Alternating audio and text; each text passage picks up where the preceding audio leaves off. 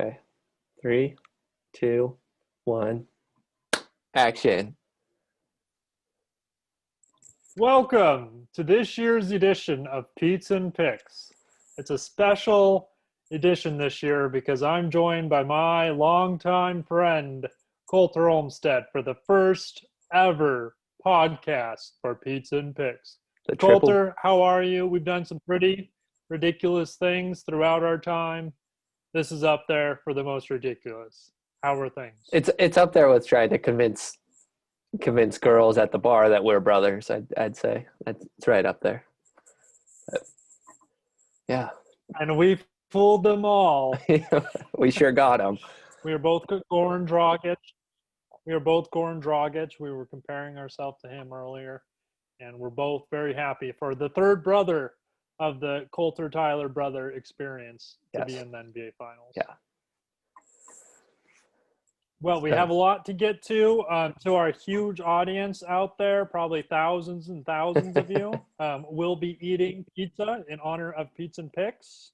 Yeah. A cat might drop by, a Camille might drop by. Who knows? Things might get wild tonight. Surprises are in store for Pizza and Picks podcast, the Triple P. Triple P. If podcast didn't start with a P, we'd be doing something else. Right? Yeah, we'd have to come up with the. Yeah. I don't know. But we lucked out. What kind of pizza? I got Bridge Pizza. What kind of pizza did you get? We also have Bridge Pizza. I had a couple of complaints with them, but the 3 to 5, and you get a free 8-ounce or a pint. You can't. I missed that opportunity. They sponsored us. The beer sponsored us since it was free. There we go. We're already off on a hot track. All right, let's get into it. The bubble. We have a lot to get to. This season had some of the craziest situations, not just because of the bubble, but because of how many injured players there were, how many storylines we had before the bubble even happened. But we have to talk about the bubble experience. It's a once-in-a-lifetime situation. It almost reminds you of March Madness. It reminds you of AAU tournaments, and it's been wild to see. There's been some winners. There's been some losers. Definitely teams have benefited from it. Other players as well. So Coulter, we're going to go through some winners and losers of the bubble and just talking about the bubble experience as a whole. Yeah. First, what did you think of the bubble experience? How was it different? I per se loved the bubble because of the AAU. Mostly it had very similar college basketball feel to me, March Madness, and I'm a big college basketball fan, so I love that. And I think we got to give kudos to everyone because it actually worked. I was super skeptical at the start of it because when it started, everyone, U.S. was still going upwards on that second little wave, and so I had no faith in 19-year-old basketball players making it work, but they did. We slapped Lou Will on the wrist, and Daniel House got kicked out at the end, but that didn't really matter as much. But yeah, what about you? It was worth it for Daniel House, from what I could tell. But wow, really tests, no positive tests. They got tested every day. You see these other how these other sports have handled it. Obviously, a different situation. But it's been wild to see all the players be so committed to it. You mentioned COVID, all the racial injustices and all the protests and all the rallies came up. I mean, that actually played a huge role, and no one would have guessed that when they were first trying to make the bubble, which was in the start of June, and then everything started happening at the same time. So huge shout out to my boy Chris Paul for another win. I mean, if he wouldn't have done that, the Rockets couldn't have lost in embarrassing fashion. So big props to Chris Paul. It's been a fun bubble experience, and I think it has changed things, which we'll talk about when we get into the playoffs a little bit more. But first, let's talk about some people who benefited from the bubble and a couple of losers. We already mentioned some people got into some trouble, but there were a couple. Coulter, why don't you give us give us a couple winners from the bubble experience. Take it however you want. Players, teams, whoever you think won from the bubble experience. So I'm gonna give two names that maybe they kind of dropped off towards the end, but T.J. Warren and Karis LeVert definitely improved their self stock. Who knows what's going to happen in Indiana this offseason, but Karis LeVert obviously showed that he can, lead a team. Maybe per se not a title team, but he can be the main scorer on a team. And I definitely thought him and T.J. Warren definitely elevated their games to another level, at least through the first 8 playing games and stuff like that. Yeah, Chris LeVert. They're still deciding what they want to do for the third person on that Nets team, who are going to be huge this year. T.J. Warren literally came out of nowhere. We could have seen Chris LeVert coming, but Yeah. T.J. Warren on the Suns last year, he wasn't anything that special on the Pacers up until that point. But what did he? I think he was averaging 40 a game for a while, and then I think he ended up at 36. So yeah, I think he's still, he had those 2 40+ and then that 50-point game, and was making every three he freaking took. But yeah, I mean, it'll be interesting to see what the Pacers do next year. They have some good pieces, but also seems like there's some players like Oladipo and Miles Turner that kind of want a fresh start. So it should be interesting. But who do you have for a couple of your winners? Couple winners. I went in a little bit of a different direction. I wasn't even thinking of players. I could talk about Damian Lillard, Blazers coming back. I could talk about a couple of those guys. We'll probably get into a couple more. But my first winner is going to be Michael Porter and Hassan Whiteside, who just dominated Snapchat. The bubble experience, it sucked because there were so few people let into the bubble. So these players became their own like news conglomerates with their Snapchats. We could say Michael Porter was a loser because he made himself look a little stupid when he was talking about a couple of his inner beliefs, and he got himself in some trouble in some post game situations too. But his Snapchat was fire for the most part.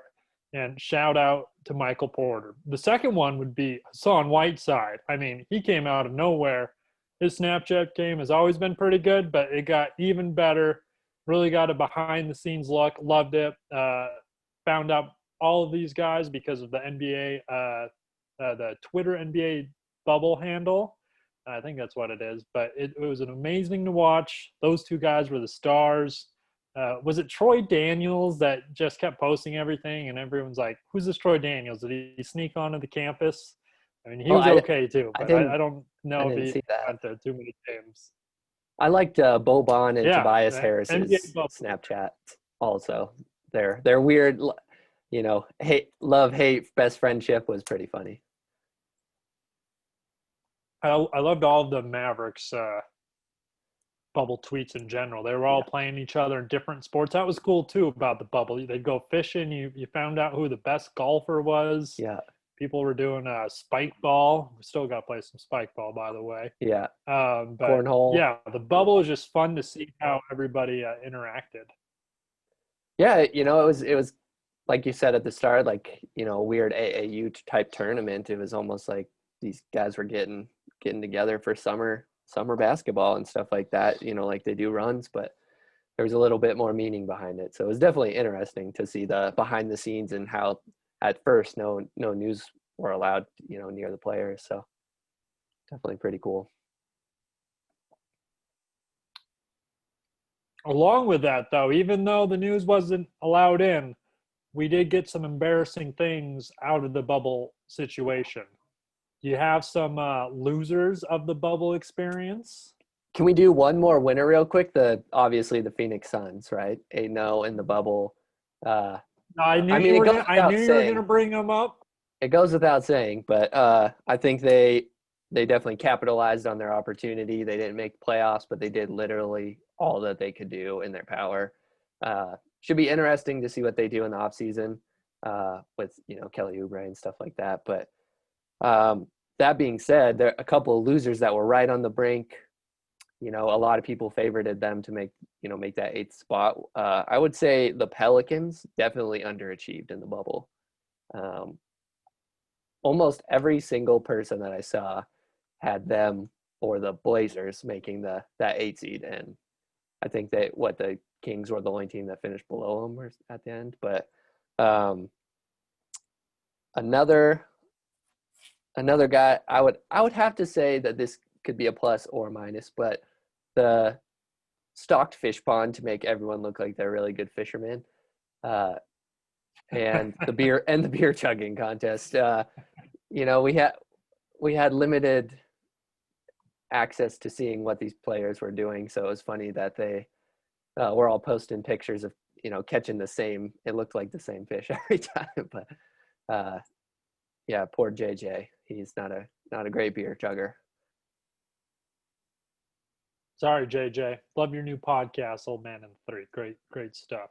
But yeah, love the fish story. The Suns were great. I want to give a shout out to them too, and we'll see what momentum that carries into for next season. A couple of my losers. I'm going away from teams again. I'm going a couple weird ones. I'm going Chris Webber. I don't know what's happened to Chris Webber during the playoffs, but he keeps calling everybody by the wrong name. Yes. He is just saying outlandish things almost every game, and he's completely wrong. And then Reggie Miller calls him out immediately. I usually love Chris Webber, too. I mean, I've been called Chris Webber in the past. I love him, but I don't know what's been happening to him during the playoffs. I know the announcers are in there, and they have to deal with this bubble experience too, but their heads were in a wrong space. I mean, Stan Van Gundy could not get over the Raptors, and he was really biased. I mean, he's still getting used to the gig, but man, there was some weird announcing. Missed Marv Albert, missed Hubie Brown. Yeah, definitely. A lot of good new faces too. Is it Allie LaForce on TNT now? She's like the new Rachel Nichols of TNT. She's been really good. She definitely won one of the style points. I mean, the fits that she had on were just like out of this world. I was amazed that she could fit all that into one suitcase. She probably didn't, but she was always looking super cool and flashy, and I just loved looking at her fits every time that there was this intermission. She had a Gucci leather, like I don't know what these pieces are called, but it was some kind of dress. I don't know what the hell you call it. A Gucci leather outfit. I was like, what is happening right now? But I'm glad we're getting into the fashion of the bubble too. I was worried we won it, but check that one off the list, Coulter. Yeah, it was limited. A lot of players showing up in t-shirts and sweats because that's all they brought to the bubble. But we got some fits from Russ, when he was on the bench during the playoffs and stuff like that. But yeah, the Michael Porter was another one, just sweats to the game. So it was weird seeing their post. Another cool thing, because this will be the last time we can touch on it, was all the messages the players had on the back of their jerseys, and the Black Lives Matter logo on the court. That was also really cool. So the bubble brought a lot of new things into the NBA that weren't basketball related. And I thought it actually made the games more fun to watch. Yeah, I definitely think the impact they had culturally for right now was definitely a big part of me getting even more into the bubble. I usually get pretty into the playoffs, but I think I tried to watch at least parts of every game if I could, and that had a big part of it.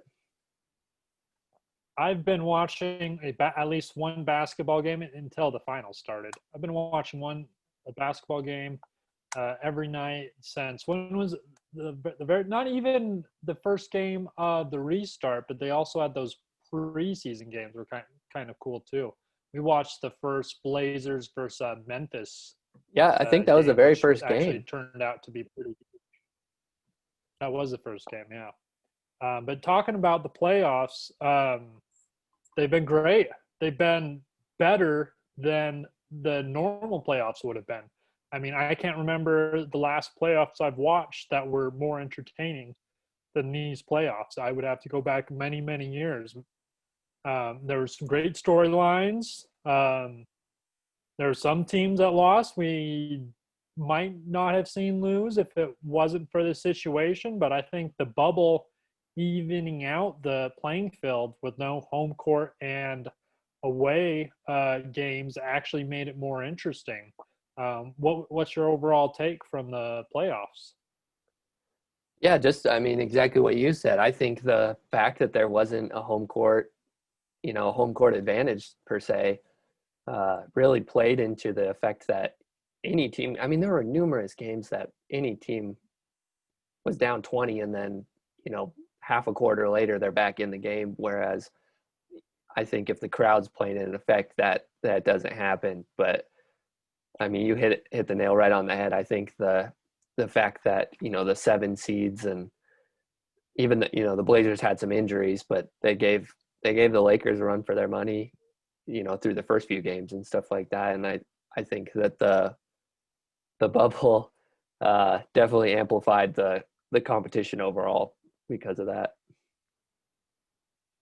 I can't think of if there was more blowouts or less blowouts than normal. I think there were less. It felt like there were less blowouts. We had a lot of 7-game series. A lot of the games were tight, even if it was a 20-point blowout. The teams could come back. I mean, that always happens, especially now with more threes. But the games definitely overall were tighter, and we saw. I think the best teams from both conference got there, and I think the bubble might have something to do with it. Heat fans might disagree with me. I don't want to get too into the Heat just yet, but the bubble made it interesting. I don't think we can ever have the bubble ever again unless COVID carries on for another season, which it could, but these are rare times. People are going to look back at these games with a different view, but I think they'll appreciate it more and not appreciate it less. So these playoffs have been great. A couple of the storylines, including for these big players, I mean, a lot of coming out parties, including the biggest one being Jamal Murray. We've got Donovan Mitchell, who's establishing himself. A lot of people would argue Jason Tatum. Even Luka Doncic, who lost in the first round, but only being in his second season. I don't remember another second season until Tyler Hero plays next year, but being that good. So I love the bubble. The playoffs have been amazing. Who do you think hasn't shown up to the bubble in the playoffs? I mean, we talked about a couple people who didn't show up at all, but who didn't take advantage of the situation? Playoff Paul. I think he's probably number one. I think he definitely in that series versus the Nuggets, he definitely struggled a lot, couldn't find a shot. He did have that one really good game, and that I think that was the only blowout that the Clippers had in game two, I believe. But yeah, I think playoff Paul, Michael Porter Jr. started off so good in the playing games, and then he had some big shots, but his defense was a big part of why the Nuggets couldn't stay in games at the end. Keep him in there for an offense, and he is a rookie, but he definitely could have showed up a little more on defense, I think. Yeah, I want to talk about the Clippers just a little bit. I mean, that was the one team that I thought could just dominate everybody. They were clearly it. These other teams are kind of neck and neck with one another. The Clippers have the talent to be the best, but I mean, Paul George not showing up. The Clippers had all their issues going into the bubble. They had the same issues while they were in the bubble. That didn't apply to all the teams, but definitely the Clippers. I don't know. I like Paul George, but he is a hit or miss player. His defense wasn't there, which was the most surprising part. But that is one big effect the bubble had on the players who could generate their own energy, generate their own momentum, and the ones that need the crowd. We saw the ones that did and the ones that didn't, and I think Paul George is definitely in that category, which shouldn't hurt him long term because it's such unique situations. We've never had to evaluate any other players by this standard, but he definitely has something to come back to for next year with a new coach, which obviously just happened. Yeah. The situation reminds me with Doc Rivers leaving, did the players like exit interviews actually affect it? Because no one saw this coming. I mean, we heard about some rumblings about the locker room in LA being a little sketchy, but we never saw this coming. So I was wondering, what are these exit interviews really like? Are they just talking trash about everybody? Or are they just putting the blame elsewhere? I don't know. What do you think happened? Why is Doc Rivers out of LA?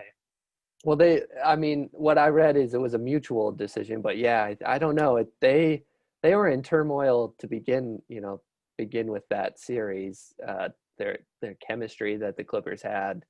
I mean, they had numerous injuries. Montrezl Harrell leaving the bubble and coming back, and they never really were synced in their offense the way that they were in February when they really started clicking. And I think the mental health issues that everyone's been talking about in the bubble, with not being able to see certain people and seeing normal people that you would see outside of a pandemic. I think that and the frustration of losing before they were supposed to kind of all added up, and I think those exit interviews, maybe some people were blowing off some steam that maybe wasn't necessary. Yeah, yeah. I don't know. It sounded like it was Steve Ballmer's decision. I agree with it, but I would have thought other coaches like Budenholzer on the Bucks. I mean, he's got the exact same situation, underachieving multiple years in Yep. a row Yeah. as Doc Rivers, and he didn't get bounced. Nate McMillan got bounced too. Then Tony left. I mean, there's one thing Dwayne the bubble Casey. did. It was get a lot of new coaches. Yeah, I mean, it's crazy. It'll be. I mean, all these coaches are just going to shuffle around. I don't see too many of these Yeah, teams hiring random people. But I feel like they'll just end up as home head coaches on other teams at this point. But I mean, there were a few coaches that definitely stepped up their legitimacy. I think Mike Malone definitely showed that he's the Nuggets and his team are on the rise and stuff like that, as well as I thought Monte, the Suns coach. Why am I blanking on his name? What's the Suns coach name? Monte. I was going to jump in and correct. I can think of his face. It's not Williams. But anyway, I mean, the way we'll that he edit brought that out. the But he's bald. yeah. His glasses. He looks really smart. The way he brought the young Suns team to be competitive in the bubble was really cool. I don't know. I definitely think that the Bucks and the Clippers, with the rosters they have, and it's going to be interesting to see. I think this offseason there's not a lot of huge free agency buzz, but I think there's going to be a lot of big moves.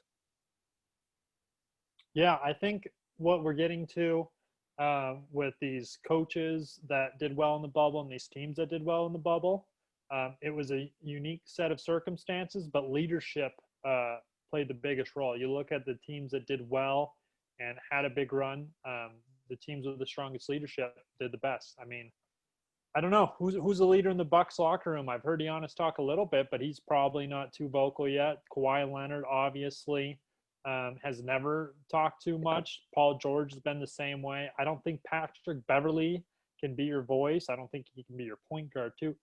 But that's a topic for another day. But then you look at the teams that did well. The Heat have one of the strongest leadership councils, from coaches to players to GMs. Same with, well, the Lakers might not be as deep there, but with LeBron and Vogel has been a strong voice too throughout the playoffs. And like you said, Mike Malone, I think the teams with the strongest leadership, the teams that came in and wanted it the most because of that leadership, they won. The teams that didn't have the leadership, they might not have a job anymore. So the bubble definitely tested people, but I think I like it. On that note too, you could definitely see of the final four teams, I definitely would dock the Celtics on the lack of leadership. It kind of looked like they kind of fell apart the last few games, and there was a lot of, I mean, there was the off the court issues in the locker room or whatever, but it kind of seemed interesting that their key players and their coaches were not really stepping up and admitting that they're coming together and stuff like that. Comparatively comparatively to the other teams. Yeah, let's talk about the Eastern Western Conference Finals real quick. With the Eastern Conference Finals, like you're saying with the Celtics, where was this brilliant basketball mind of Brad Stevens? I have picked the Celtics to win in 6, and I was completely wrong. I wasn't anti-Heat, but I didn't think they were that good. I didn't think the Bucks would even be a problem. I mean, I didn't think the Heat would be a problem for the Bucks, and I was completely wrong there. And then the Heat get to the Eastern Conference Finals, and Brad Stevens, not too many adjustments. We saw the same stuff again and again. The Heat kept pulling games away with not little tactics, but with tactics. And I don't know. I mean, the talent was more even than I thought it would be. I still think the Celtics had the edge in talent.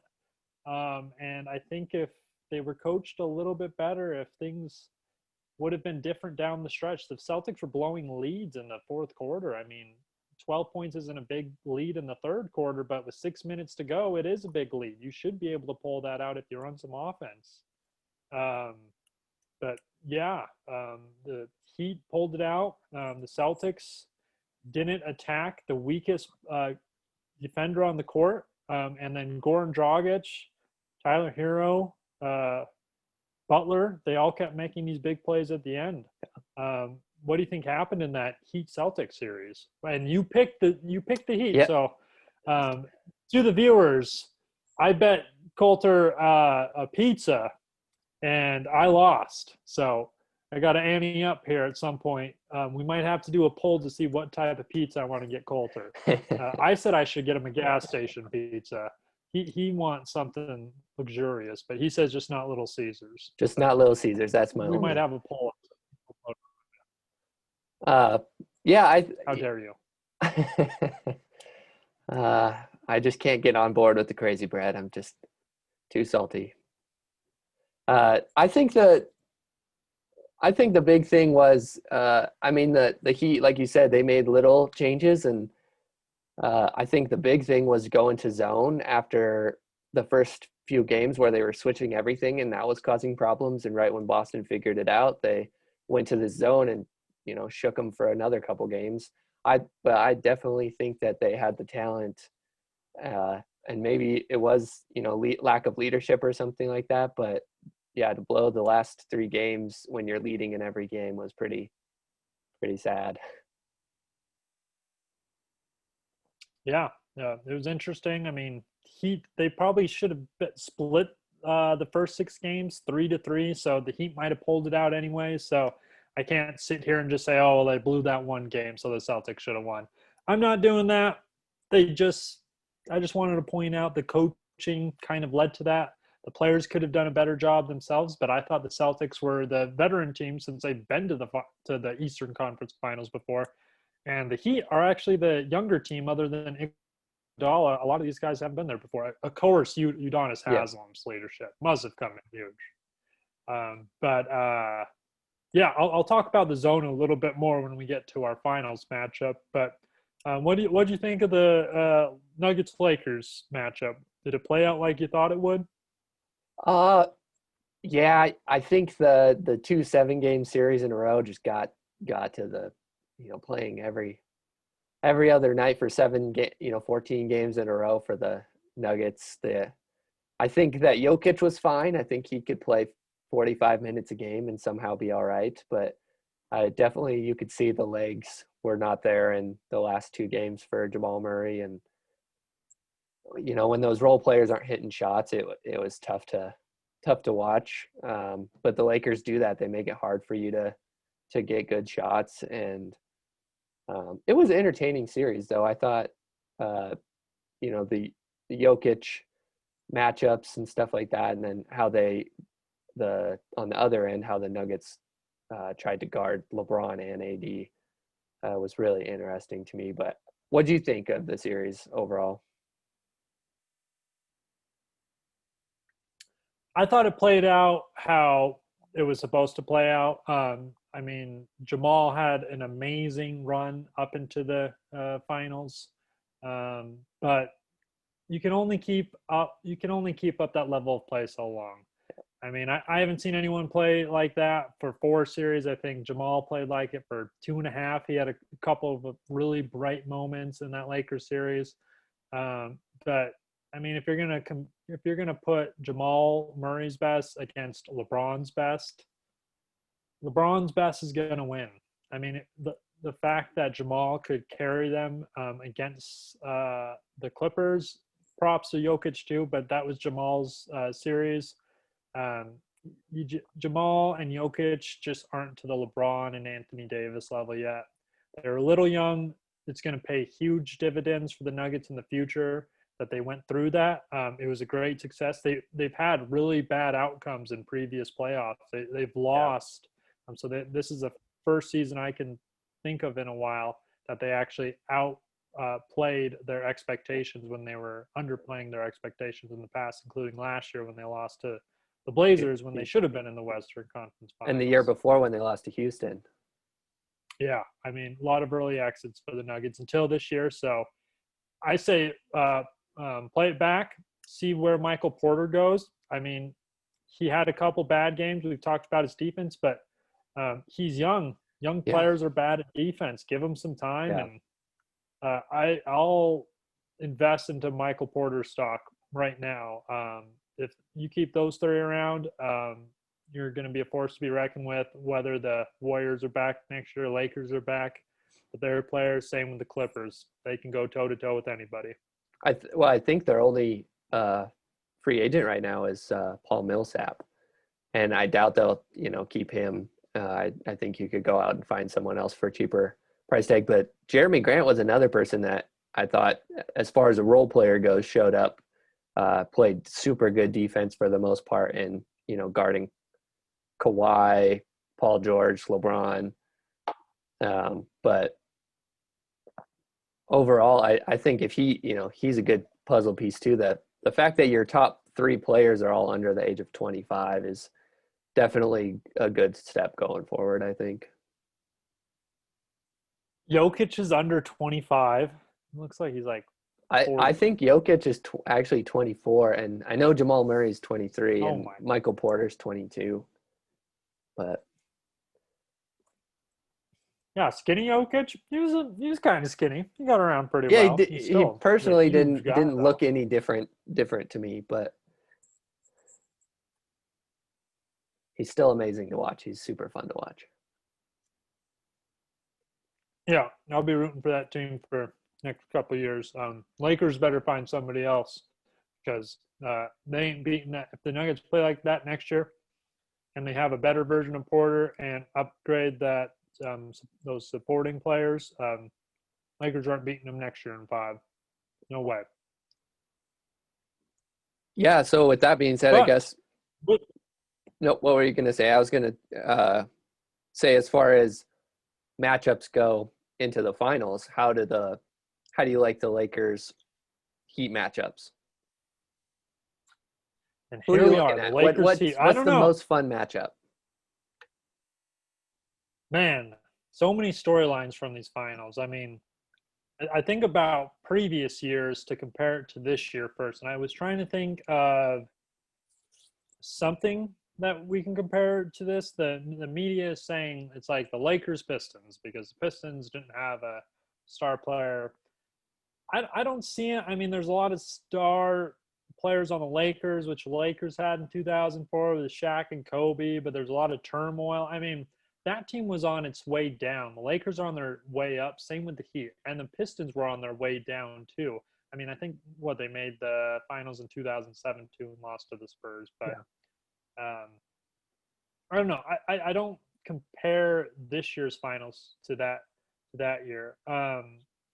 So many good storylines between LeBron versus old team. That's the first one that comes to mind. I mean, LeBron's definitely not going to play the Cavs anytime soon. So it would have to be the Heat, and this could happen again next year with how young the Heat are.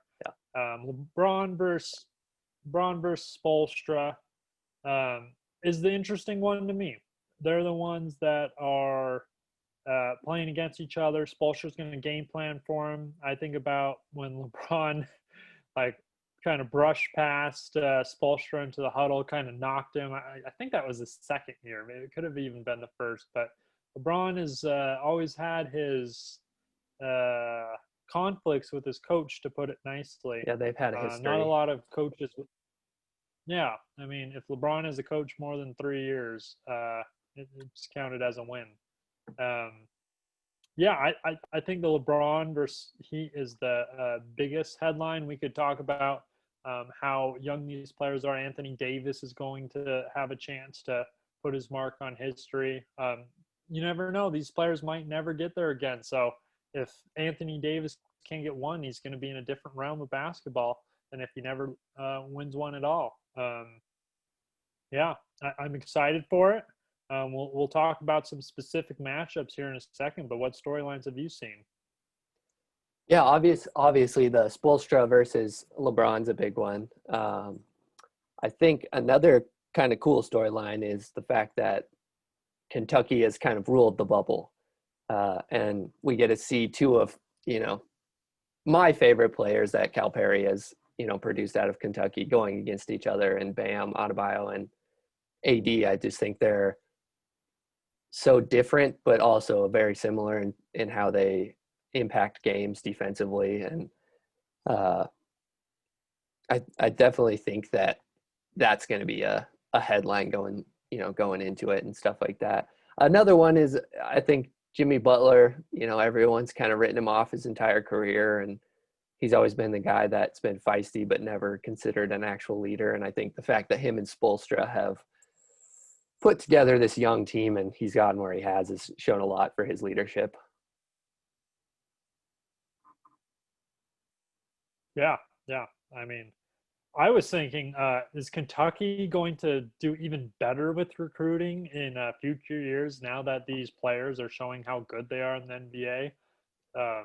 I would imagine it's going to help your case if you're showing what type of players that you're producing in the NBA, not just Bam and I mean, Bam went in the second round, so actually he's a good example of this. But Tyler Hero too, Bam obviously. went I mean, lottery. he was another late round player, but did it was later in the lottery though, right? I think he was like 13 or 12. Let me Yeah, so he was let me he was check. a little bit later. It's Tyler Hero. What? He was Yeah, I mean, 13. I know a couple of these Kentucky players aren't okay. And then Jamal was 7, who had another great run. Tyler Hero went a little bit later. Anthony Davis obviously went high, but I think it's just showing that Calipari can get these players Yeah. ready for the NBA, not just for their college careers. Because frankly, some of these Kentucky players don't dominate in college, which is why Anthony Davis is the only one who has a title to his name. Um, but I think Calipari is looking at the big picture, and he was also an NBA coach, which plays a role in the fact that these players are doing so well too. Yeah. Bam went 14, by the way, but I think it shows they may not put up the numbers in college because you have so many star players and you got to play them all together, and so you try to share the sugar. But I definitely think for at least this coming draft, you know, Maxi and I can't remember who their other shooting guard is this year, but I definitely think their stock's going to go up because Emmanuel Quigley, will go up because of the bubble. I think it's going to help Calipari even more somehow in recruiting, but it was an interesting storyline to show. I mean, even Devin Booker like balled out, for the Suns. So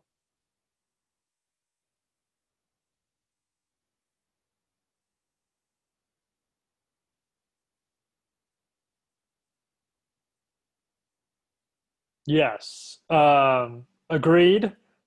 Internet's being weird. But I Is think it we're pretty back to leggy? normal. Is your face always frozen? I think so. I can't remember. A little bit. You're doing some matrix moves on me there, Ah, but I think it's getting better with time, just like our friendship. Okay. Um, I can't get into college basketball talk because you'll talk circles around me. I did not pay attention at all this year. I paid attention during March Madness, and that didn't happen. yeah, Very disappointing. very sad. But why don't we get into the finals matchups? I've got a lot to say about these different cross matchups. We were talking about this earlier, how each team has its own advantage. So it's going to be really hard to pick because one team is obviously very top heavy. The other team has their talent scattered out through a couple players. But even with the Heat, who have a lot of players but no top dog, they don't really have a strong strength at any position, but they don't have a weak position either. So there's going to be a lot of cross matchups here. Why don't you take it away? What do you think? You're the big Heat guy here. I'm honestly I'm a big Lakers guy. I picked the Lakers at the start of the year. I believed in them. I had Lakers, Bucks, Giannis. You got to figure some things out. But why don't you talk about what you see from the Heat? What do the Heat have to do in order to win? Well, first of all, I'm a huge Milwaukee fan, so yeah, I am a little bummed looking forward, but I actually had the Heat making the finals after the bubble came back. But I just think that yeah, like you said, they're deep. They have a numerous amount of shooters, and no one is afraid to pass the ball. I think on defense, the fact that they can switch so much, and we'll probably go into that a little later. But I think the fact that you can, run that switch man to man, but also go into that zone because the Lakers don't shoot very well or haven't in the bubble, could play a big thing down the stretch as far as them getting stops. When they're shooting isn't going in.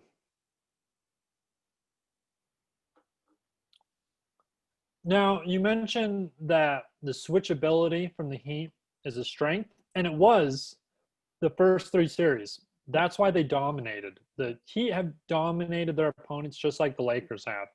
That's one reason this series is so interesting. It's kind of like, oh, what year was it? I think it was the 2018 finals. The Warriors were coming in at 12-0. I think the Cavs were 12-1.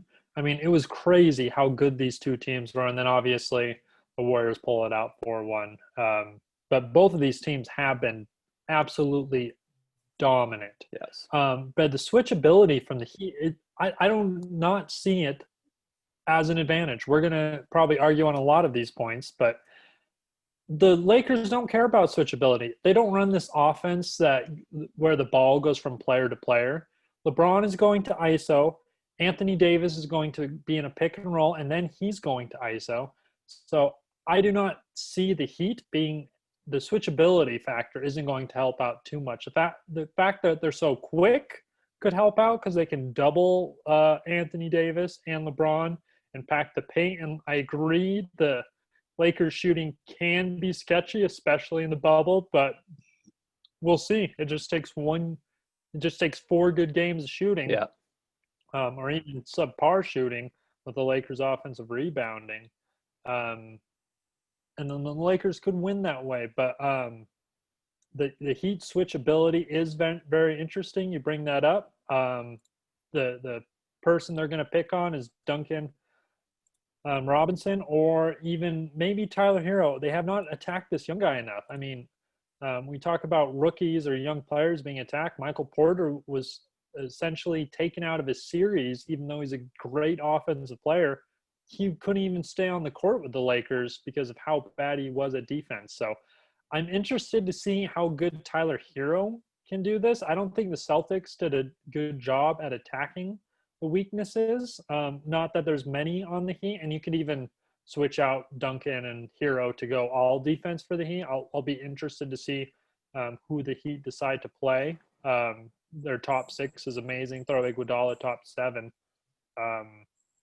But we'll see if the switchability plays to the Heat's advantage or if it doesn't play a role at all. I don't know. What are your thoughts? Well, I think the Heat did a pretty good job in the Boston series, putting him on players that are less, prone to be a go scorer. And I agree that I think that Boston could have capitalized a little more. I mean, the way that they went at Kemba, they should. I think that in turn, Boston should have gone at Hero and Duncan Robinson a little more. Uh, but yeah, like you said, I think the matchups are interesting because who do you put Robinson or Hero on? Do you have them chase 3-point shooters just like they're gonna be running around getting chased by Danny Green and Caldwell Pope and stuff like that? So it'll be interesting. I think the Lakers are a more traditional lineup at the start of games comparatively to what Boston was, so they can play bigs a little more. I mean, Kelly Olynyk barely played in the Boston series because he just didn't match up with anyone other than when Tice was in there a little bit. But I think Crowder and Iggy have done a really good job playing that 4 spot and as far as rebounding goes. But it'll be interesting to see if the Lakers bigs can rebound versus a smaller team comparatively to what they just looked awful versus the Nuggets. Yeah, I'm glad you brought up Olynyk because you said the Lakers are a traditional team.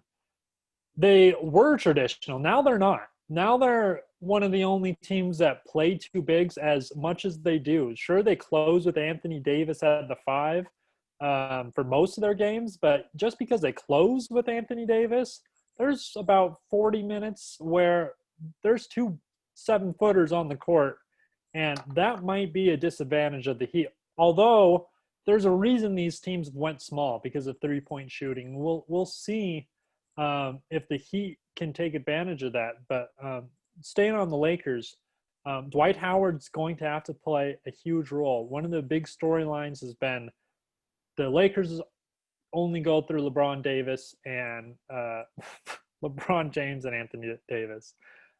This beer is getting to me. It's what do we got here? It's a Sawtooth Brewery. It's not even that good. It's from Idaho. Got it at Costco. I don't know. It's not that good.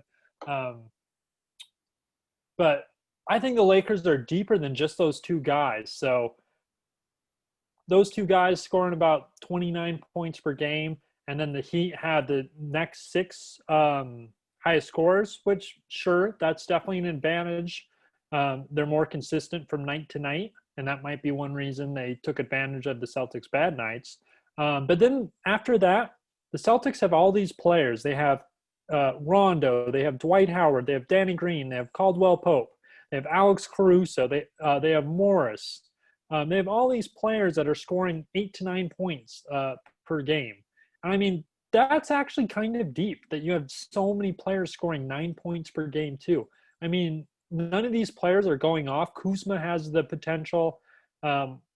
Rondo has the potential to have a great game, maybe not just scoring. I'll talk about him a little bit more later. But they are deep in a weird way. They're not like great players, but they're good players deep. Not the Heat are a little more great player.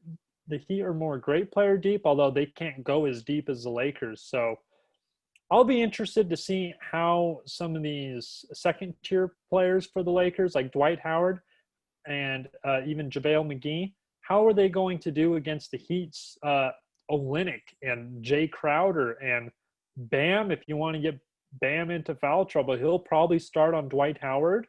If he doesn't start on Dwight, though, he starts on Anthony Davis, and you're going to have to play hard, and you're going to have to not get into foul trouble in order to take advantage of these guys. So I think you're right. Kelly Olynyk will be a bigger player in this series. If he can shoot the 3, he'll neutralize these guys. I was looking up his stats. He is a 40% 3-point shooter. So if there's something he can do well, it's spread the floor. He can't rebound. Lakers are going to dominate on the boards again like they always have. It got the Rockets in 5. So I'll be interested to see what the Heat can do to counteract the Lakers on the boards and that huge mismatch of how big they are. I mean, Anthony Davis can go guard Jay Crowder, and I don't think they can. The Heat will really have to shoot the 3 ball well. I don't know. What do you think the Heat's offensive strategy is going to be? Well, I think that Bam and AD are going to guard each other. I think. Uh, I mean, I watched a lot of the Heat. For I the mean, entire Bam. at the start of the game? At Yeah, the start of the I game, they're think going to right guard from each the other? bat, I think Crowder's going to go against. I mean, they've done small ball. They've even put they put Duncan Robinson on Tice a bunch, and he was able to box him out. And they have good guards that rebound. But I think that Bam is a super under. I mean, all NBA defense, and he made one of the best blocks I've ever seen on Jason Tatum earlier in the playoffs. But I think you have to put him on AD and guard the pick and roll. If they end up switching and stuff, that's going to be one thing. But it'll be interesting on the other end with the Heat on offense, because both of these teams are very unselfish. They pass the ball and try to find the best shot. And if they can't do it, they tend to go to their, AD or LeBron versus Jimmy. And it seems like Bam's been getting more of the late clock shots, but they sure like to run those 3-point shooters around and get them shots. And it'll be interesting to see with playing Dwight and AD how the Heat can spread the floor and shoot it, because I think they shot the second most threes per game, other than Houston, obviously. But it'll be interesting to see if those role players along, the Lakers are in the same boat. I think the role players are going to be a huge part of that second unit being successful on either side. You kind of touched on this a little bit, but who's going to guard LeBron? I mean, we talked about the Anthony Davis cross matchup, and I think if they're Bam going to can put guard Jimmy on Anthony him, Davis, and then great. Iggy. Okay. I think they'll start the game with Jimmy on him, and then they'll probably bring Iggy in and put him on. Iggy and Crowder are essentially swappable, and so you can put both of them on the floor and have one of them guard AD, one of them guard LeBron. I think it'd be somewhat successful. I mean, AD's tearing everyone up at this point in the playoffs. Like, he's averaging almost 30 points a game. Yeah, Anthony Davis scoring 29 a game at 57%, and Yeah. LeBron scoring about 29 a game at 54%. So we talk about how good threes are. A high 2-point percentage is pretty damn good too. Yeah. But Butler versus LeBron. I mean, I don't know which matchup I like more between Anthony Davis against Bam or LeBron versus Butler. I mean, those two are going to get into it. At some point, Yeah. they're going to be sick of each other's physicality. Butler's a pretty big guy. He's been drinking a lot of coffee. He's pretty fired up. I don't know if he's drank enough coffee to be fired up enough to guard LeBron. LeBron's still a pretty big dude. Do you think Yeah. Butler by himself can guard him? I mean, Iggy has given him a lot of troubles in the past, but he's a little bit older too. He played great. He still has it, but maybe not as much as he used to. Do you think Butler's going to contain? Do you think how much do you think Butler's going to contain LeBron? Are we going to see a triple-double, 40-point game out of LeBron, or is it going to be more in the 30s? I think it's going to be interesting to see how they play those three wings, Iggy, Crowder, and Butler, because I think all three of those guys, along with Bam, I think the switchability is going to have to hopefully pay off, or else, LeBron can torch you in more than one way, especially with his passing this season and these playoffs, especially the way he's all over the place. But I'll be interested to see if the Heat come out and play the zone to try to, shut down Anthony Davis and LeBron getting into the lane a little bit, because it definitely played a part in Tatum and Jaylen Brown trying to get into the lane. Obviously, those are two separate, people getting to the basket, or four separate people getting to the basket. But the zone definitely caused some problems, and I think that with how long they are, especially when they put Hero out there at the one outside of Dragic and put him and Duncan Robinson on the top, I think they have some length, and they can cause some problems. it'd be interesting to see how much how many open threes Caruso and Rondo get versus Danny Green and Caldwell Pope.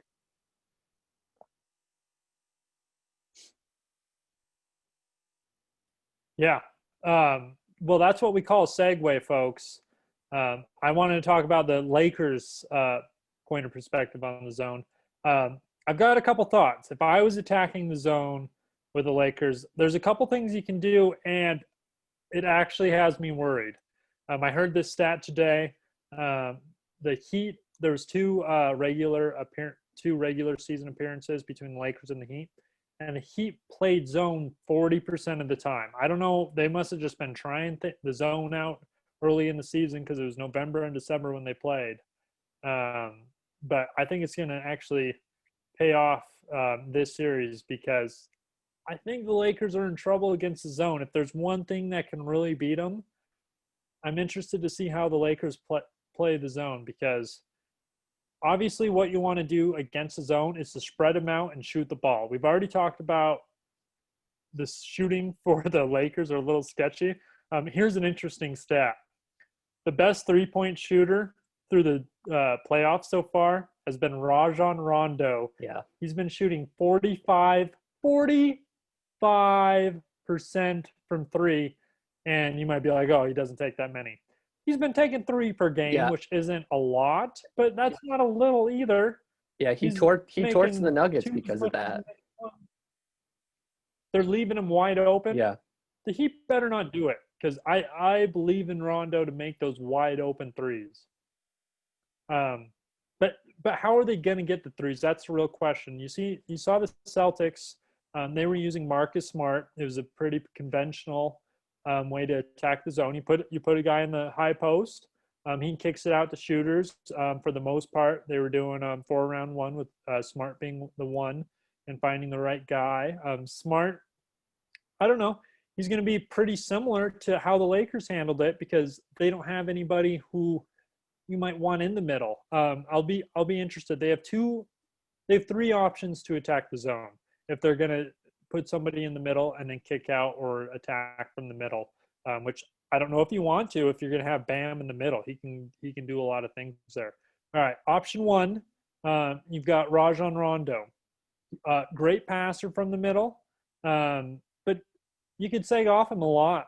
I dare him to shoot that mid-range too. That mid-range too, you're going to win in the long run with Rondo there. I mean, Rondo's so good, he tricks you. I don't know how he does it, but he tricks you into shooting the ball every time. He's been doing it for, I don't know, 10 12 years now, 2008's first year, so 12 years now. He's amazing at tricking people into that, thinking that he's actually going to shoot the ball, though now he actually is. But he could find a lot of shooters. You put him in the middle, it might be good. Similar to what the Celtics did.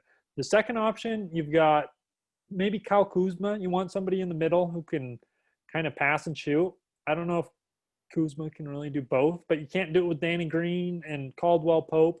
Yeah. At least Kuzma could attack the hoop, but I don't know if you really want him can shoot over people too from there. Yeah, and then this is the one I wanted you to ask about because this is one I'm not sure if they want to do this. You could have Rondo bring up the ball and then put LeBron in the middle. LeBron, I trust a mid-range shot from him if it's wide open. I trust his passing.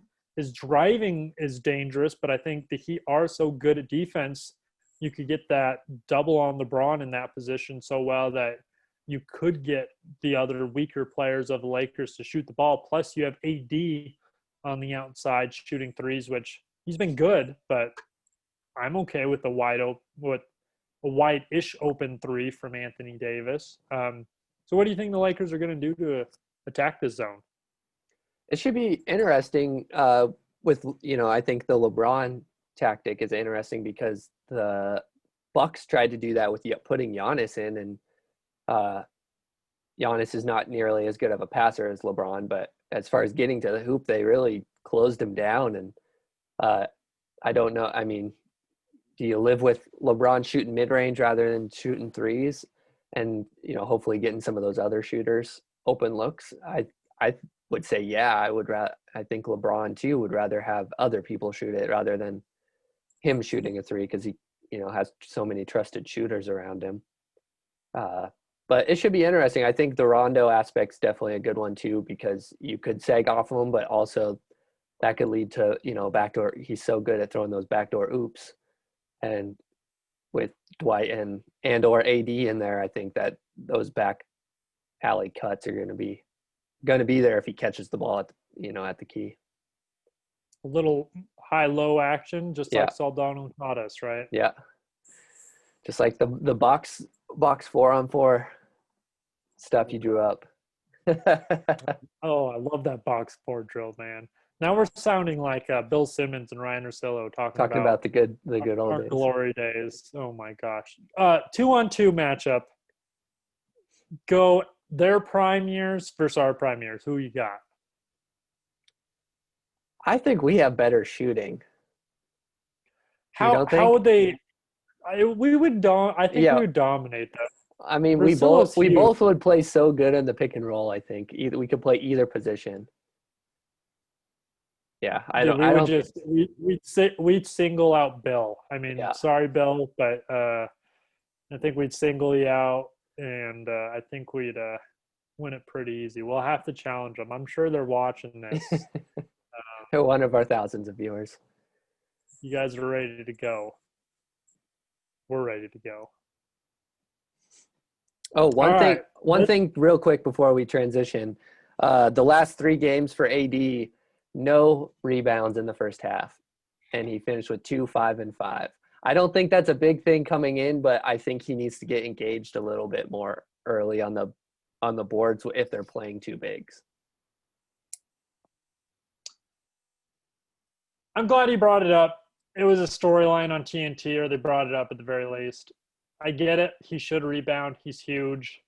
But he also was leaking out, and he got a lot of cheap fast break dunks. And I think it's by design. And I think another thing you avoid when you don't rebound as much with your big foul trouble, and you get and then you get more cherry picks for fast breaks. So I think it was by design. That would be crazy if it was a huge coincidence, or I don't know. I don't see Anthony Davis not getting rebounds.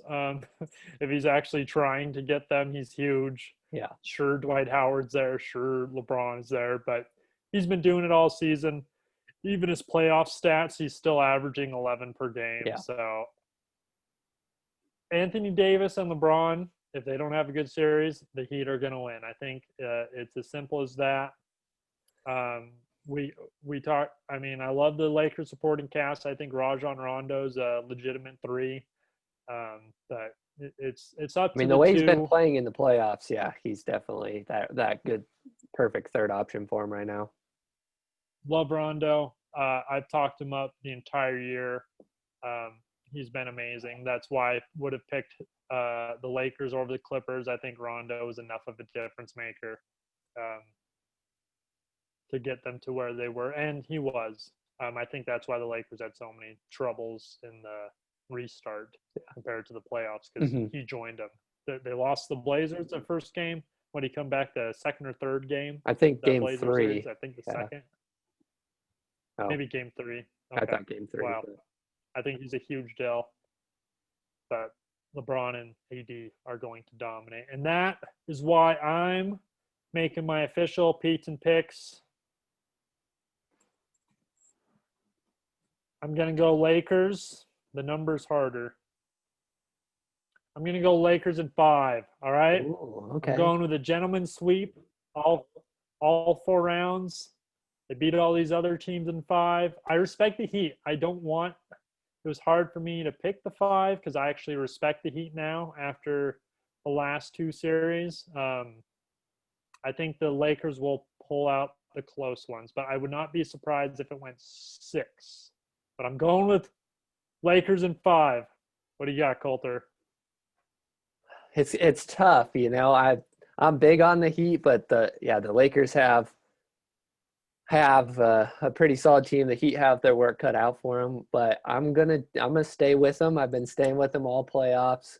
I picked them to beat my Milwaukee Bucks in 5, and they did, and so I'm gonna pick them in 7. Heat in 7. I think it's gonna be a closer series than what people think it is, though, overall.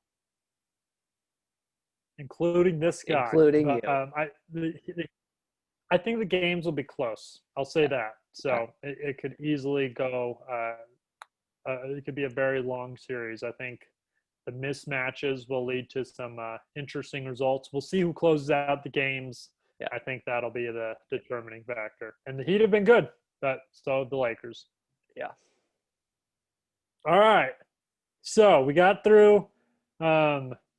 We got through the good stuff, but now we have the great stuff, Coulter. Yes. Now we're gonna do the first pizza picks. Not first pizza ever. and picks. The first ever pizza picks. I might have ranked pizzas in the past, but those were unofficial. Yep. This is official. This is the official We're draft. gonna do an official pizza places draft. Best places to get pizza. Any place is up for grabs. We've lived in 2 of the same states, Montana and Arizona. I think that'll come into play and surprise some people. But we're gonna do a 5-place pizza draft. We're gonna do a snake draft. This is stealing this gimmick from Old Man and the Three. Hey JJ, our podcast is better because we don't have Tommy Alter in it. But we're gonna draft our favorite pizza places. And see. You go first. I place. want you to go first. All right. You're the Let me connoisseur. get my thoughts together. I am the connoisseur. I live my life with this stuff. You're the Zawfather. Okay. That's your new nickname. I'm the Zawfather. That's good. Did you just make that up? I did literally on the spot just thought of that. Roger smart. Okay. Well, this is actually a no-brainer. I've said this my entire life. Coulter, you know where I'm going. I have to lock them up early, and I truly believe it. Mac River, come on, man. You have so many options, so many good sides. Great service in general. Not too many bad times at Mac River for service either. I mean, you go to Helena, you go to Missoula. Bozeman's is probably the weakness. Sorry, Bobcats. Spokane has a great one.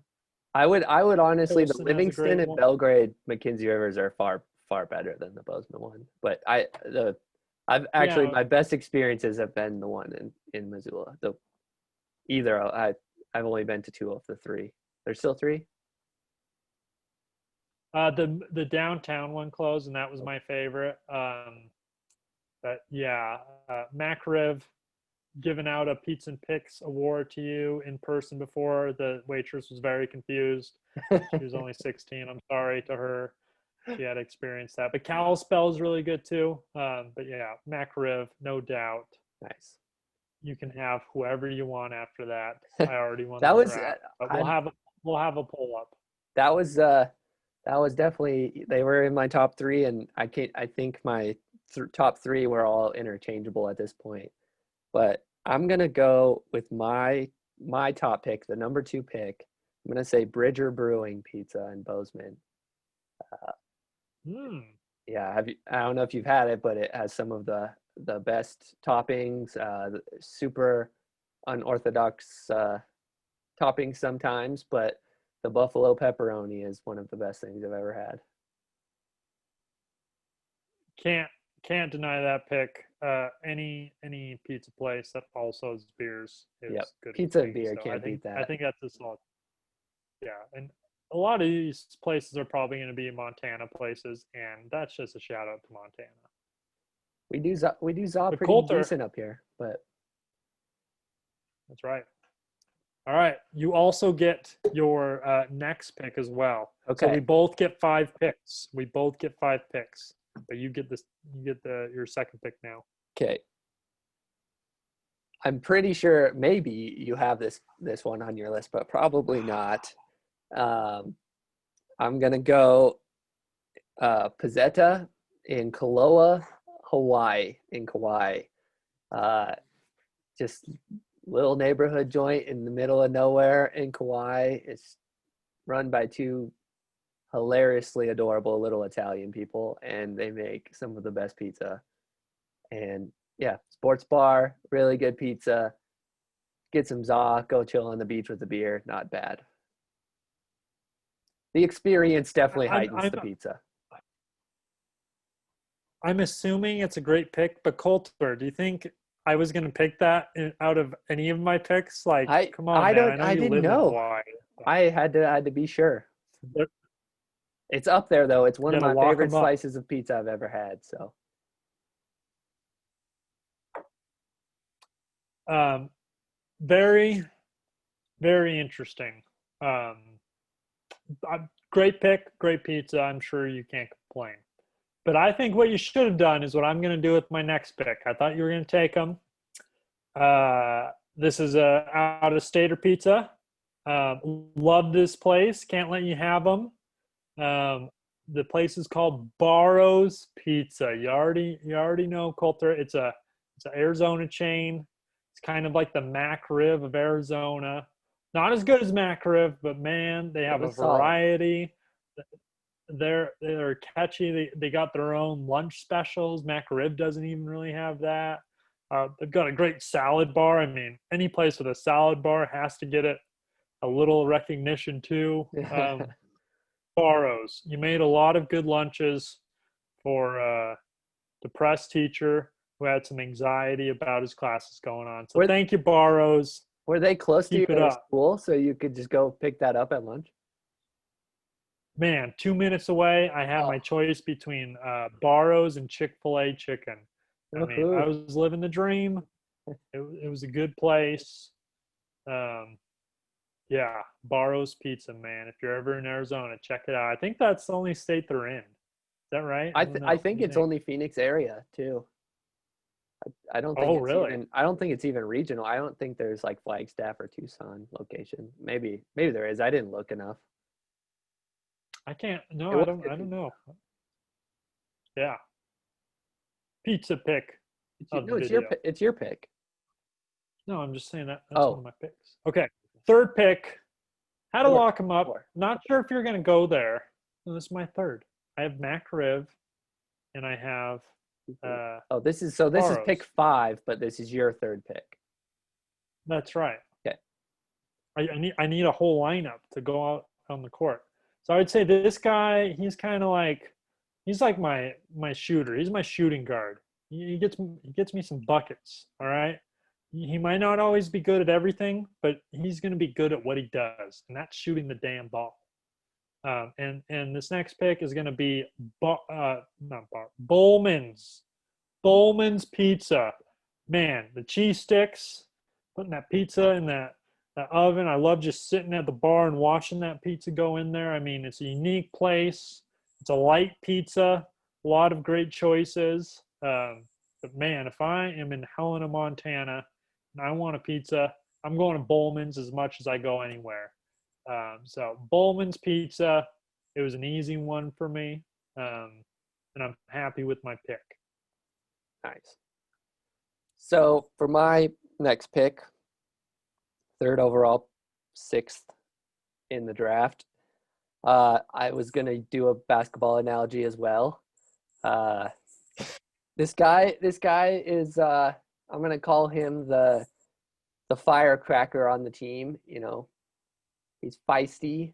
He's the Marcus Smart. You know, he gets in your face. He talks some trash, but he shows up and he competes every day. Uh, and that's I'm gonna go with another Bozeman spot, Pizza Campagna. Another one with a bar right in front of the fire stove, you know, the fire oven, so you can watch your pizza cook and have a nice local brew. And yeah, I can't beat that. Dang, I like that pick. Did you have that on your list? I didn't. I Okay. gotta I gotta I gotta hit that place up when I'm Yeah, in Bozeman. I have to do solid that. pizza. All right, that's gonna be a future Pizza and Picks pick. Okay, so I got number 4. This is where it gets tough. I had five picks, or 4 picks, and 3 of them I've done, and you picked Mackenzie River. So I'm gonna do. I think it's just because I haven't had it too many times, and all of the few times that I have had it, it's been just delightful. Uh, Missoula spot. I'm gonna say Bridge Pizza at number 4.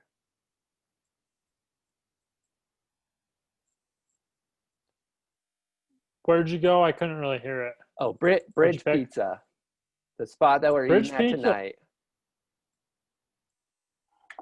No, solid pick. Solid pick. You can't go wrong with them. They'll go get you 10 and 10. Give you valuable minutes. Good cheese sticks too. Yeah. Surprisingly good cheese sticks. I was very impressed with how good the cheese sticks were. All right. I got my last 2 picks. This one comes from when I was living in Oregon. This place was really good. It's kind of similar to the Bridge. You can get sliced pizza if you want. But Sizzle Pie is really good. I don't know what to say. It just has really good pepperonis, very light pepperonis. So it's a solid place if you're ever in Portland, Oregon. I think they have a couple Oregon locations. But Sizzle Pie, what's up? Already on my Twitter. You can check it out. Fifth pick. I'm going to show. Gosh, this one's tough. I could go so many. There's so many honorable mentions. There's some good chains. I was almost going to go Old Chicago. Little C's is up there, the very first pizza and pick. Domino's, the 2 for $12, or you pick your entree and it's $6. You know, get a little bit of cheese bread. That's a good pick too. But I'm gonna have to switch things up. And this place it's around, but it's not as good as it used to be. But Howard's Pizza. You ever have Howard's Pizza before? That was on my list too. That was in my top 8. So I super, interesting way they slice it in the little squares rather than normal slices, and it's super greasy. But I mean, damn, it hits the spot. It's a good hangover pizza. Oh, I love that grease. It is greasy. You get that middle pepperoni piece. Like, oh my gosh, I'm gonna have zits all over my face after this, but it's worth it every time. I think I have the zit from like 2012 Howard's Pizza. It was a large. It was good. That's a good choice, and they had a couple locations in Helena, and they had some cool arcade games. So yeah, couldn't pass that up. Had free pool. Lost my light there. Yeah. Well, you're talking about their second location, which was good. They have the one on location, which was part of a gas station. Yeah, you couldn't really go in there. That was pickup only. But the one on Euclid had a pretty cool. I went in there. You could go in there. Oh, you could? You could go in there for a little bit of time. Yeah, we just picked up whenever we ate there. So, but okay. It was an ugly place, I'll tell you that. Yeah, that was a good choice. That was up there on my list. Is it my last pick, or do you have one more? You last pick. I'm the last pick? Is it. Okay. Last pick. So I thought about doing like a chain too. I just want to give out a mention to Costco's their little deli pizza. Super. I mean, the amount of pizza you get for $10. Come on. The crust is out of this world. Kirkland brand, hats off to you. I might have to choose them at my 5th spot. Yeah, I'm gonna go Costco. I was gonna go out to an LA pizza, but not gonna. I'm gonna stick with Costco. I was jealous as soon as you said it. Yeah. That's a pretty good top 10 though. Man, we know our pizza culture. There's no doubt about that. There's a lot we up left for debate, but we left off the list. A lot of good ones, but that's why it's only top 10. But hopefully, everybody out there will be a little bit more knowledgeable about their pizza picks in the future. Yeah, we'll have to put our top 10 in the show notes. Yeah, we're gonna see who drafted the better pizza list between you and me. So it'll probably only be one vote. So whoever gets that one vote Yep. from this viewing is going to be proud of themselves. But wow, what a podcast. I was happy to do it with you. We both want to get to this hilarious debate, which, is just going to be a win for comedy either way. Yep. So we got to get out of here. Thanks for joining me. It was a great first Pete's and Picks podcast. This is going to drop tomorrow. Person is going to lose their mind. So thanks for doing this. I think I got a lot out of it. I don't know about you. Yeah, it was fun. I love talking basketball with you, and even though I wish we could do it together, but we made do with the quarantine and stuff like that. So I appreciate you accommodating me, but COVID free. So. Yeah, man. Woo! 2020. It's in the books. Thanks for watching, everybody. Feel free to subscribe to the imaginary subscribe button Yep. that isn't there. We'll see you next DM year. us if you have more questions. All right. All right. Deuces.